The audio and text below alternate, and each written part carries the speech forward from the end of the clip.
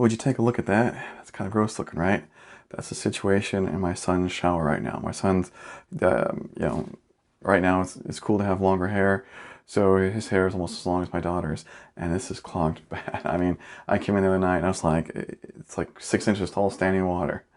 I'm like, that's gross. All right, so let's go rip this thing out, okay? Some of you will be like, wait a second, what do you need to rip it out for? You just got a bottle, look at plumber. Okay, no. And here, let me tell you real quick why. Okay, yes, in the commercial, it makes hair slicker, and it does. It's a slimy stuff, and it makes it slick, okay? Yes, it does.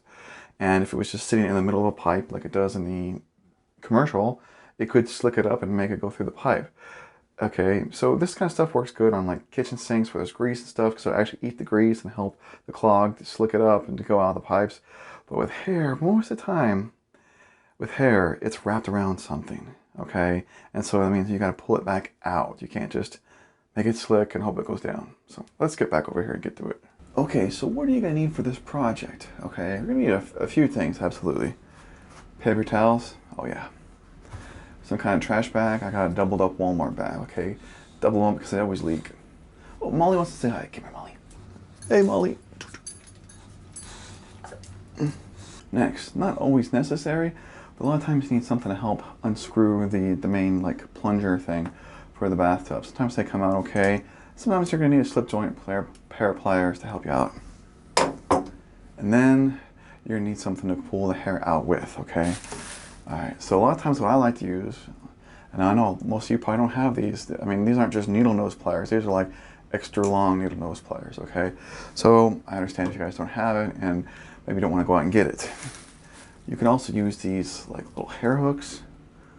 You know, they work pretty good. You know, they got all these little barbs on them. But when you stick them in and grab some hair and pull them back out, they're kind of wrapped with hair, and there ain't no way getting the hair off. So you're going to go through you may go through a couple of these in one project. You know, so you may or may not like that.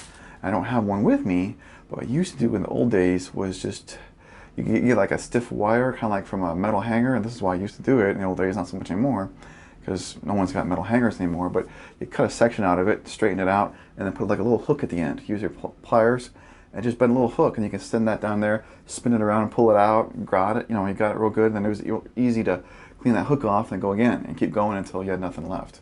You can of course use a snake too. But sometimes because of the little crossbar that's going to be in the bathtub, I'll show you in a second, it's hard to get the snake, you know, down in there and kind of working. So using a wire or one of these actually is easier than a snake, unless the clog is way down in there. All right, so now let's get to actually doing it. Okay, you can see there's already a bunch of hair still sitting here. That's gross. This is gross. Some of you may not want to eat dinner tonight. All right, now on these here, this little cap up top actually unscrews, okay? There's gonna be some different types of these, of course. Sometimes if it's like a whole thing and you actually kind of push it and click it down and click it up, actually most of the time you can just take that whole thing and unscrew it and it'll come out, okay? This one here, it doesn't click, it just, you kind of turn it a quarter turn, it'll drop, and you lift it back up and turn it a quarter turn, back the other way, and it locks back up. That's how this one works. But pretty much everything is going to have a center post, like this one does.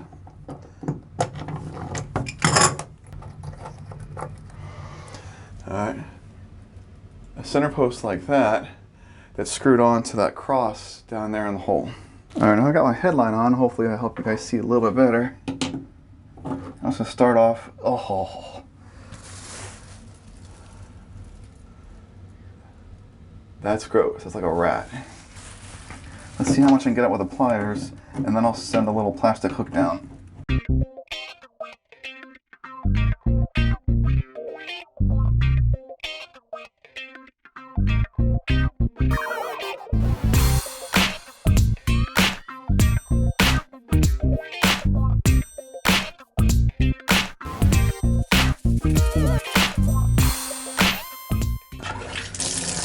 Alright, let's hope that take care of most of it.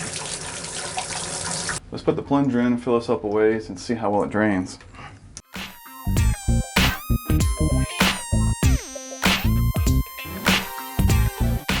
Okay, that was a pretty basic video, although partially disgusting.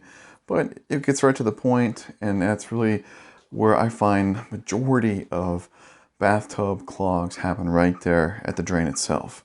Okay, so it is an easy fix. It's a good DIY project, something to help make sure that your tubs are draining good so that they can stay clean and not just be super nasty and gross and stuff like that.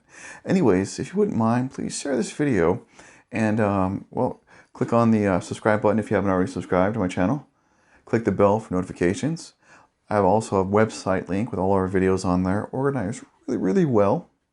And there are some more videos for you guys to enjoy. Thanks so much.